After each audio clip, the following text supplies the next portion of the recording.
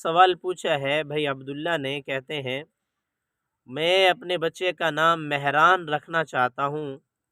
یہ بتائیے مہران کا معنی کیا ہے اور یہ کون سی زبان کا لفظ ہے، اور مہران بچے کا نام رکھا جا سکتا ہے یا نہیں رکھا جا سکتا؟ اس سوال کا جواب یہ ہے، مہران یہ عربی زبان میں، عربی لغت میں تو مجھے نہیں ملا، البتہ فارسی کے اندر مہران کا معنی ہوتا ہے آفتاب، سورج،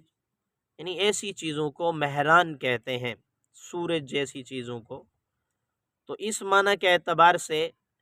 آفتاب والے معنی کو دیکھتے ہوئے بچے کا نام مہران رکھا جا سکتا ہے۔ تاہم نبی علیہ السلام کے اور انبیاء کرام کے ناموں میں سے کوئی نام رکھا جائے تو وہ زیادہ بہتر ہوگا، یا صحابہ کرام رضوان اللہ تعالی علیہم اجمعین کے ناموں میں سے کوئی نام رکھا جائے تو وہ